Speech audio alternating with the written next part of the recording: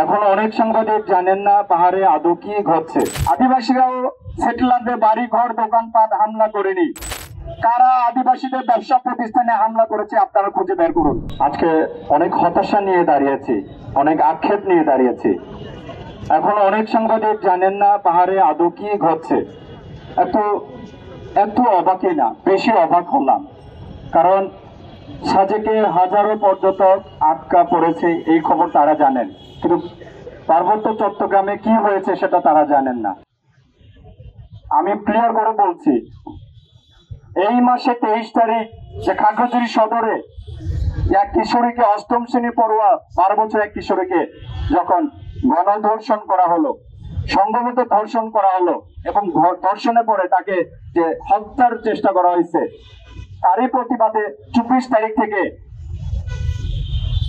খাগড়াছড়ি ছাত্র জনতা তথা 3 পার্বত্য জেলা ছাত্র জনতা যখন এই ধর্ষকদের বিচার চেয়ে এবং যারা এই যাবৎকালে পার্বত্য চট্টগ্রামে যতগুলো খুন, ধর্ষণ এবং এই যে ঘটনাগুলো হয়েছে সবগুলো বিচার চেয়ে যখন পরপর 2-3 দিন ধরে অবরোধ করছে, তখন তারা মিডিয়া কোথায় ছিল? গতকাল দেখতে পেলাম বন্ধুগণ, 144 ধারা জারি করার পর যখন দেখতে পেলাম আদিবাসীরা শান্তিপূর্ণভাবে অবরোধ করছেন, এতদিন সেটেলাররা কোনো কিছু করেননি, রাস্তায় নামেননি। আদিবাসীরাও সেটেলারদের বাড়ি ঘর দোকানপাট হামলা করেনি, শান্তিপূর্ণভাবে অবরোধ চালিয়ে গেছিল।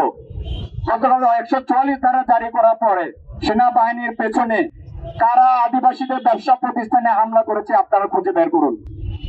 আপনারা খুঁজে বের করুন কারা আদিবাসীদের উপর, এখানে ছবি আছে, এই ধারালো অস্ত্র দিয়ে জখম করেছে কারা। আপনারা ক্লিয়ার ভাবে দেখে নিন।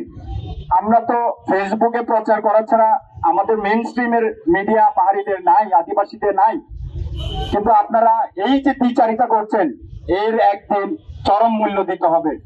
এই হলুদ সাংবাদিকতা বাদ দিতে হবে। আপনারা ফিলিস্তিনের ব্যাপারে প্রত্যেকদিন প্রচার করবেন, অথচ পার্বত্য চট্টগ্রামের বেলায় নীরব ভূমিকা পালন করবেন।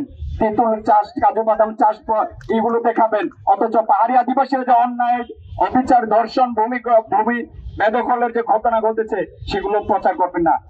এটা কেমন দ্বিচারিতা? 24 গণ অভ্যুত্থানের পরবর্তী এগুলো আমরা আশা করি না। আমাদের ধৈর্য পরীক্ষা নেবেন না। আমাদের ধৈর্য পরীক্ষা বাদ ভেঙে গেলে কিন্তু আমরা রাস্তায় দাঁড়াবো না। যেখানে মুখোমুখি হবে সেখানে প্রাণের বিনিময়ে প্রাণ নেওয়ার আমরা সেই চিন্তা ভাবনা করতে বাধ্য হবো। আপনারা মনে রাখেন, আজকে যেটা দেখতে পেলাম, আজকে আবারও শান্তিপূর্ণ অবরোধ চলাকালে আবারও সেনাবাহিনী গুলি করেছে আমার ভাইদের উপর, আমার বোনদের উপর গুলি করেছে। কেন ভাই? আপনাদেরকে কি হামলা করতে গেছিল আদিবাসী ভাই বোনরা? আপনারা গুলি করলেন কেন? আপনারা সর্বোচ্চ লাঠি চার্জ করেন, গুলি করে আপনারা কি বোঝাতে চান? আপনারা ইতিমধ্যে অনেক ফেসবুকে দেখেছেন, আমরা 4 জনের মৃত্যু খবর পেয়েছি। ওখানে সবাই প্রচার করতে পারছেন না। খাগড়াছড়ি বইমারার উপজেলা একটা বাজার 10-15টা দোকান করে ছাই করে দেওয়া হয়েছে। আপনারা কোন মিডিয়া প্রচার করেছেন? আপনারা জানেন না। এটা লজ্জাজনক। একটা দেশে থেকে আপনারা বাংলাদেশে বসে ফিলিস্তিনের খবর রাখেন, আমেরিকার খবর রাখেন, উত্তর কোরিয়ার খবর রাখেন, অথচ পার্বত্য চট্টগ্রামের খবর রাখে না। ধিক্কার জানাই এমন মিডিয়াকে। আমি বলতে চাই, জনগণ, আদিবাসী জনগণ দেয়ালের পিঠ থেকে যাওয়ার মতো কাজ করবেন না। প্রশাসনকে বলতে চাই, সেনাবাহিনীকে বলতে চাই, আপনারা দেশে 2 শাসন কায়েম করবেন না। আমরা সেনাবাহিনীর বিরুদ্ধে না, আমরা সেনা শাসনের বিরুদ্ধে। পার্বত্য চট্টগ্রাম চুক্তি অনুযায়ী যে 6টা সেনা ক্যাম্প থাকার কথা, এর পাতে আর একটি সেনা ক্যাম্প থাকবে না পাহাড়ে, আর একটা সেনা শাসনও চলবে না পাহাড়ে।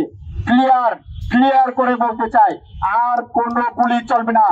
আর যদি গুলির চলে, গুলির বদলে গুলি চিন্তা করতে বাধ্য করবেন না। আমরা বেশি দিন এই রাস্তায় থাকবো না। আমাদের দেয়ালের পিঠ থেকে গেলে আমরা রাস্তায় আর প্রতিবাদ করতে আসবো না। সংগ্রামী বন্ধুগণ, আবারও আপনাদের সংগতি এবং আপনাদের উপস্থিতি যারা হয়েছেন তাদের সবাইকে ধন্যবাদ জ্ঞাপন করে আমার এখানে সংগতি বক্তব্য শেষ করছি।